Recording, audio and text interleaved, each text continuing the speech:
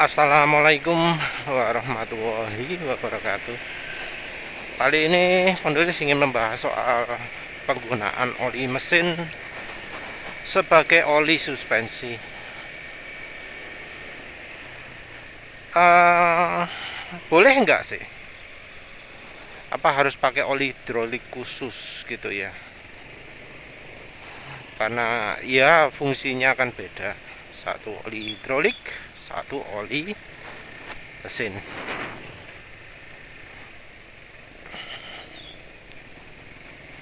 Nah, kita lihat dari peruntukan aja ya.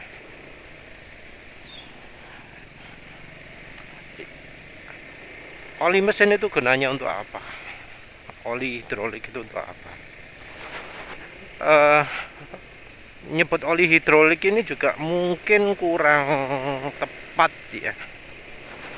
Karena kalau oli hidrolik, oli mesin dulu lah. Oli mesin itu gunanya untuk apa? Untuk melumasi mesin. Di mesin itu ada peristiwa apa aja?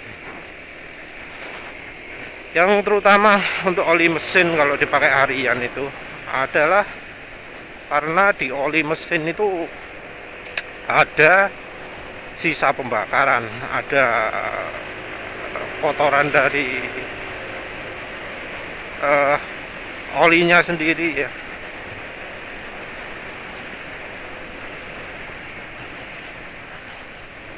Ada bensinnya juga, ada apa lagi, sulfurnya juga. Oli menghadapi tantangan dibakar, kena sulfur, kena apa bensinnya, kena apa sisa bakarannya.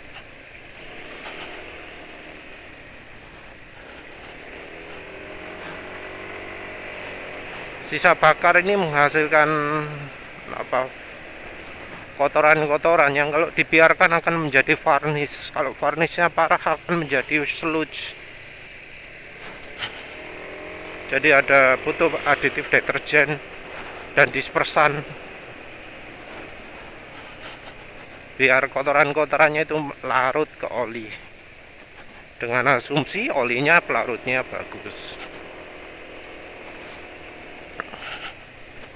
Terus ada apa, oksidasi juga, makanya butuh antioksidasi. Juga ada anti karat juga pada mesin, yang sifatnya sebenarnya hanya menutupi permukaan logamnya saja. Oli mesin juga butuh anti aus, karena gesekan di piston terjadi di RPM sangat tinggi. Di situasi lain butuh bisa menahan tekanan sangat tinggi. Ketika RPM mesin meningkat dan komponen mesin sakit, saling diadu.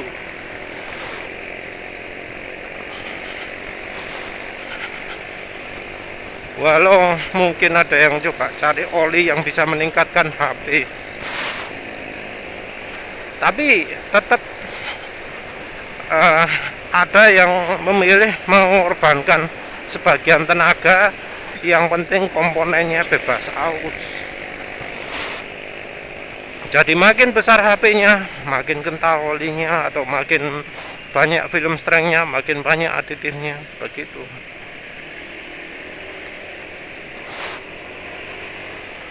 Aditif EP atau aditif anti aus itu juga menimbulkan efek samping, bisa menyebabkan apa namanya, korosi, bisa menyebabkan karat.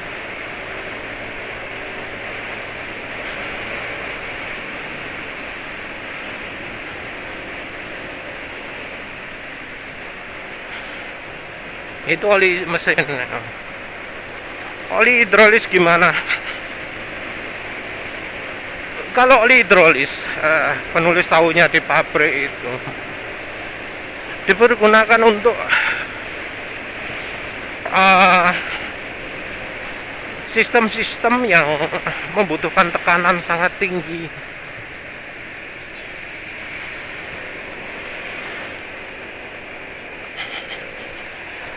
Yang dibutuhkan apa? Yang dibutuhkan adalah kompatibilitas, terutama terhadap seal. Jadi gimana sealnya nggak mengembang ataupun kisut. Sangar banget, cuma Ayla tapi racing banget. Ini loh, tak ikutin sebentar. Ini contoh mobil yang suspensinya nggak imbang ya, pernya keras banget. Nah apa, shock breakernya nggak ngatasi. Nah, kayak gini nih, biasanya disaran pakai apa, ganjal per, sehingga apa, suspensinya jadi keras banget ya. Tak ikuti sih, lihat untuk lihat goyangannya. Ini cirinya mobil shock breakernya nggak mampu. Ini kalau dikasih apa, ganjal per, ini mungkin jadi lebih stabil, tapi ya dicapainya dari per yang lebih keras. Jadi kayak koker itu, tek tek tek tek tek gitu. Nah karena ini masih termasuk empuk, ngayun masih. Nanti kalau kasih damper gak ngayun sama sekali, tapi itu ya sama seperti kasih pipa besi ya. Ini harusnya orangnya pakai shock breaker yang lebih sporty ya, yang bisa meredam getaran. Suaranya banter tapi kecepatannya enggak ya. Ayla itu banter loh. Akselerasinya ya sama kayak NMAX harusnya.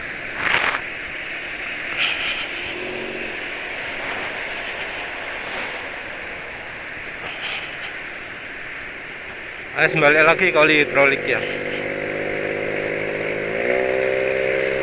Otomatis ini kali ya.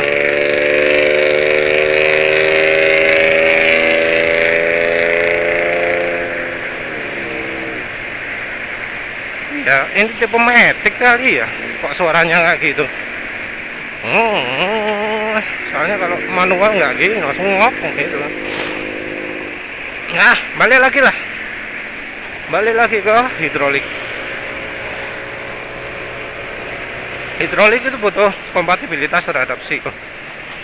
Apalagi kalau hidrolik biasa ya ngalirnya kan pelan-pelan, tapi dia akan mendapat tekanan yang sangat tinggi.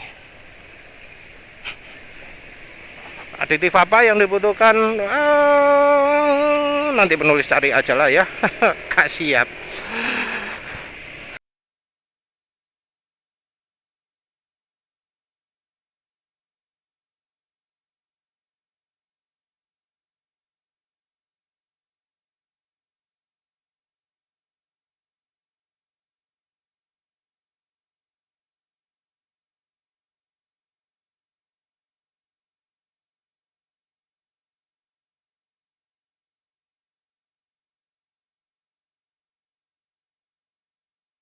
Yang jelas aditifnya oli hidrolik itu sedikit. Yang lebih diutamakan itu adalah dari bahan olinya. Misalnya kalau oli hidroliknya itu butuh tahan panas ya, maka bahannya dari bahan misalnya sintetik, nggak PAO ya, nggak selalu ya. Ada PAG, ada ester, ada silikon, macam-macam tergantung dari keperluannya. Kalau sering kena air takut rembes, pilihannya jelas bukan oli mineral atau PAO ya. Apa? Lupa wis. Pokoknya yang terutama jadi pertimbangan dalam memilih oli hidrolis itu adalah bahan olinya.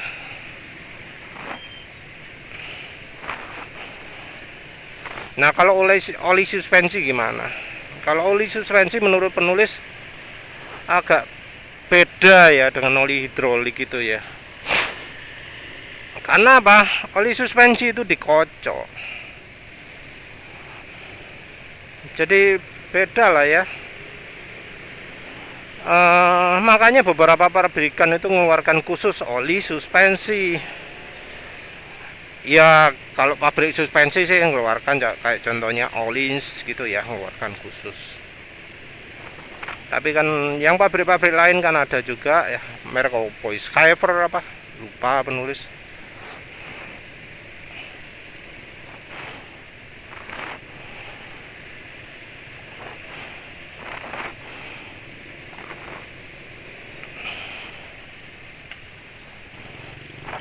Motorex juga ya, mengeluarkan oli suspensi. Apalagi lupa wis. Nanti cari.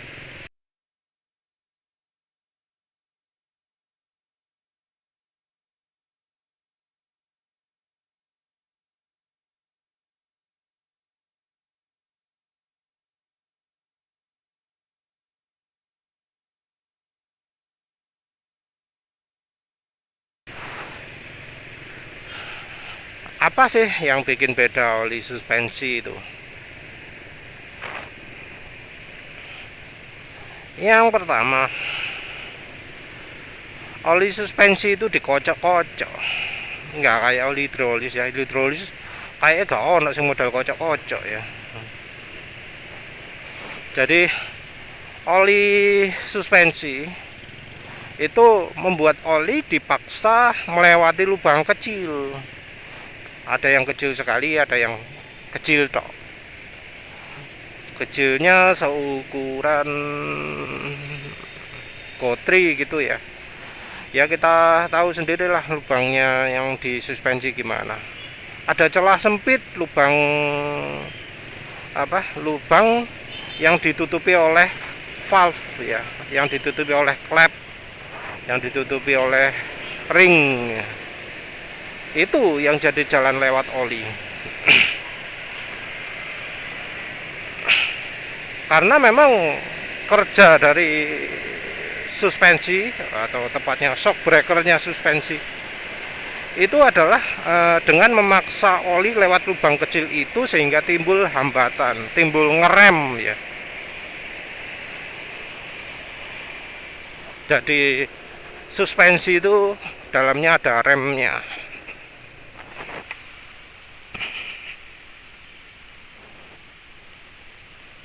Sel super 30.000.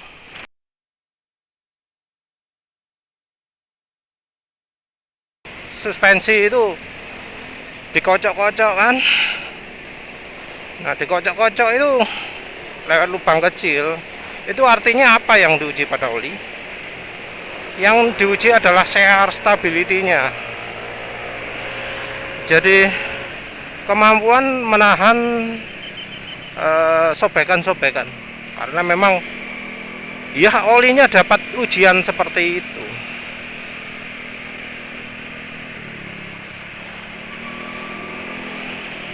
Terus yang penting lagi pada oli suspensi itu adalah buih ya.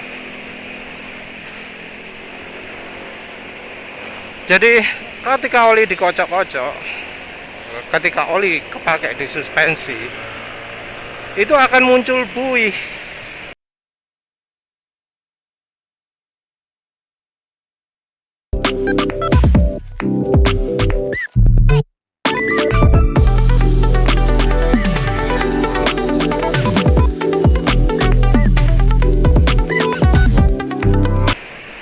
Entah buihnya model terjadi karena apa, tapi itu yang terjadi. Banyak contoh soal buih ini di di YouTube lah ya, dari suspensi SOA, suspensi Ohlins, suspensi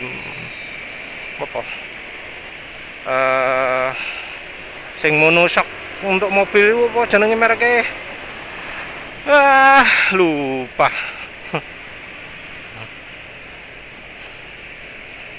Bilstein kalau nggak salah. Ya yang jelas adalah contoh-contoh seperti itu. Yang terutama sih itu untuk mencontohkan bedanya suspensi monoshock dan double tube. Monotube dan double tube. Kalau di motor umumnya monotube ya. Tapi pipanya kecil.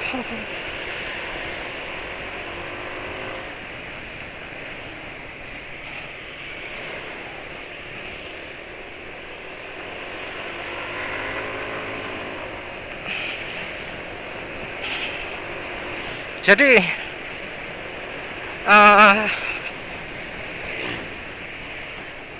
oh ya, juga ada sih memang ketahanan terhadap seal.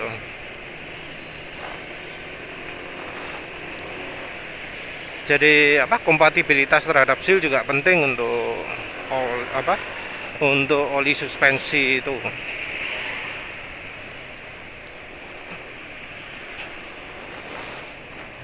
Nggak kayak oli hidrolik ya. Kalau hidrolik kan terima tekanan ya, resiko buih kecil lah ya. Soalnya kan dipakai untuk menggerakkan mesin 500 ton untuk jadi ngangkat beban gitu kayak di traktor itu kan pakai sistem hidrolis itu.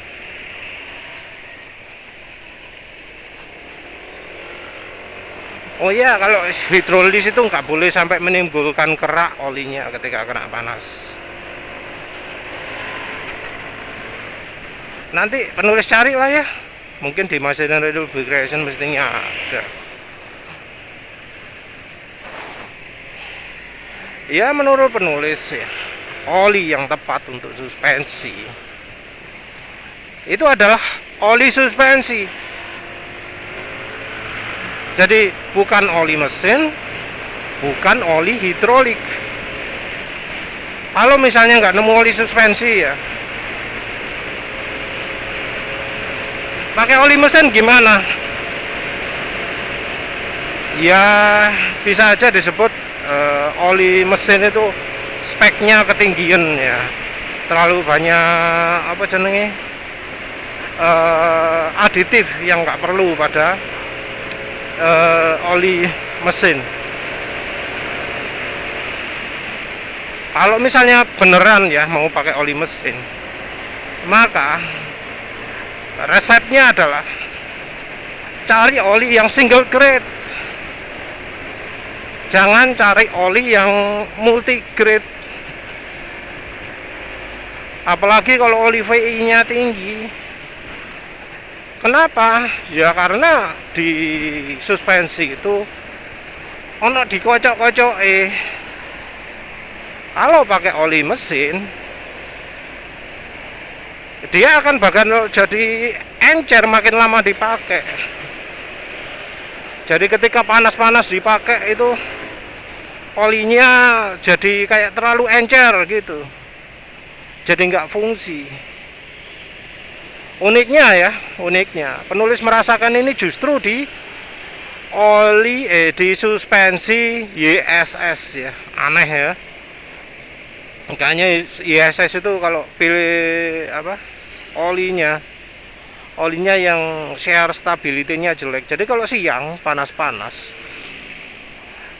kayak nggak kehambat gitu, jadi nggak enak belas suspensi itu karena ya underdamped lah. Rasanya kayak gimana? Rasanya kayak pakai suspensi standar.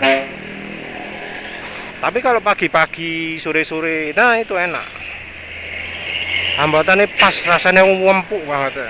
Jadi kalau siang rasanya gak enak kayak pakai suspensi standar.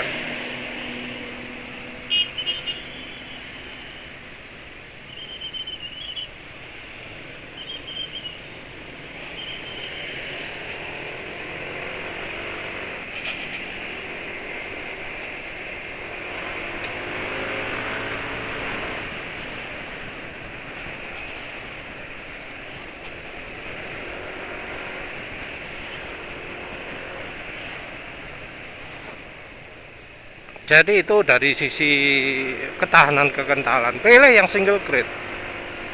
Ya pilihannya apa? Kalau nggak salah ada Evalup, ada ya Mesran SAE 40 gitu. Kalau bisa yang SAE 40 ya, jangan yang B40 karena B40 itu terutama untuk diesel kan, dia aditif pembersihnya lebih banyak. Dan aditif pembersih ini nggak tahu ya efek sampingnya apa, tapi ya nggak perlu lah ya. Nah kebetulan sih oli SAE 40 itu kebanyakan adalah oli grup 1. Nah ini bisa membantu kompatibilitas terhadap seal.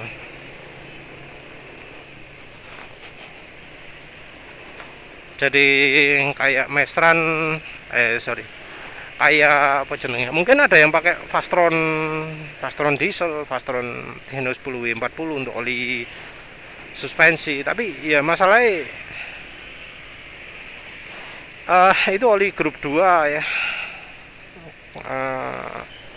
kurang begitu bagus lah untuk keamanan sealnya, apalagi kalau pakai grup 3 pakai AHM-MPX gitu. Entah ada enggak yang pakai oli transmisinya pakai AHM-MPX, kecuali kalau yang tipe oli transmisi khusus ya mungkin loh ya, mereka sudah mikir mungkin ya, soalnya ya namanya merek Jepang meragukan ya. Entah ya, sekarang kalau barang merek Jepang kok penulis jadi ragu ke awetannya, ragu sama reliabilitasnya, gara-gara motor Jepang sih ya. Coba kalau kenalnya cuma Sony gitu, nggak kenal Honda, nggak kenal Yamaha, nggak kenal ya apa ya isliane lah, mungkin penulis berpikir oh merek Jepang itu canggih, hebat gitu ya. Tapi begitu sudah kenal merek Honda, wah wis turun anunya apa, turun apa kredibilitasnya Jepang gitu ya. Balik lagi ke oli.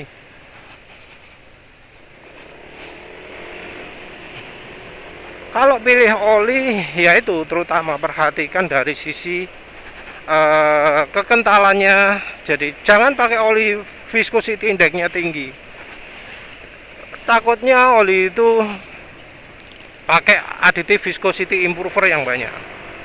Efeknya adalah kerjanya suspensi itu kalau misalnya sudah kepake, misalnya separuh perjalanan, seperempat perjalanan, itu wis gak enak, wis seperti suspensi yang soak, karena olinya jadi terlalu encer.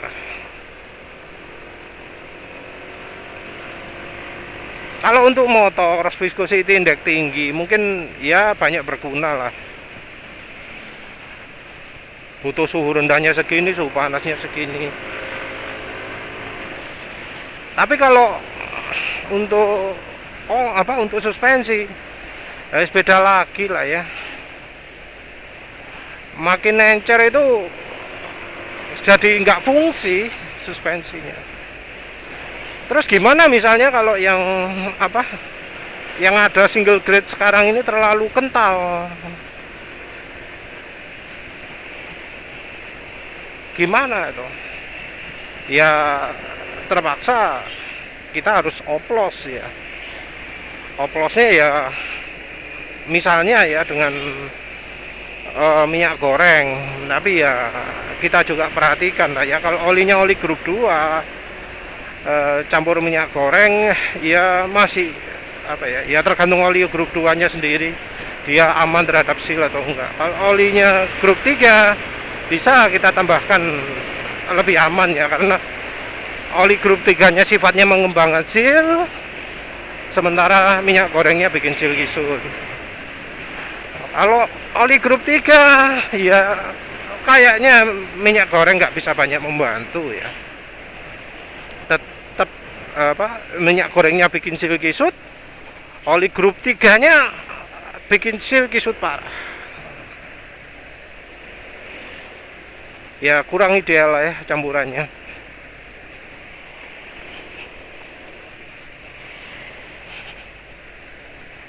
Harusnya sih belinya oli oli suspensi khusus. Oli mesin memang sudah mengandung anti buih, entah oli hidrolik ada nggak anti buihnya, tapi kalau oli mesin pasti ada, walau entah rasionya berapa ya, karena pasti ada tujuan mengurangi buih di oli mesin kalau olinya bagus. Nah tapi kalau oli suspensi khusus pastinya ya anti buihnya lebih sip lah ya, lebih dijamin lah daripada oli mesin, karena ya memang sudah didesain khusus seperti itu. Tapi repotnya ya Indonesia ini jarang ya oli suspensi ya. Ada pun mungkin mahal. Nanti penulis coba lihatlah harganya.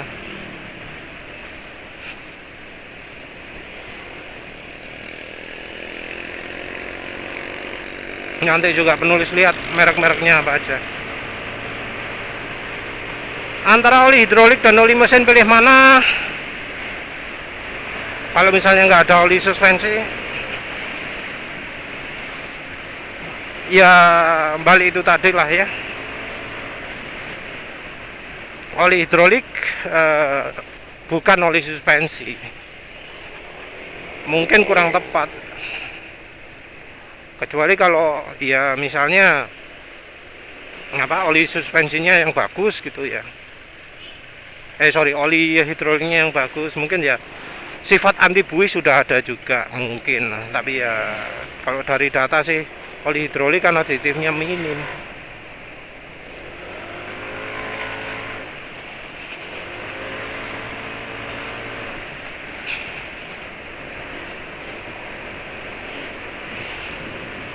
Ya ya segitulah ya. Kalau antara oli hidrolik dan oli mesinnya yang mana dulu? Kalau oli mesinnya yang jelek banget ya oli hidrolis. Tapi lebih ideal lagi kalau bisa milih oli suspensi khusus. Yang repot kalau misalnya butuh kekentalan tertentu misalnya. Oh, yang orinya terlalu encer, butuh lebih kental, atau orinya terlalu kental, butuh lebih encer. Nah, itu yang susah karena biasanya oli suspensi kekentalannya cuma satu tok. Oli itu ada kekentalan juga macam beda-beda, cuma ya sayangnya ya angkone nggak kode, kita harus menggali lebih dalam lagi untuk tahu berapa sebenarnya kekentalan oli suspensinya Ohlins itu. Ya, begitu saja. Terima kasih sudah menonton. Assalamualaikum warahmatullahi wabarakatuh.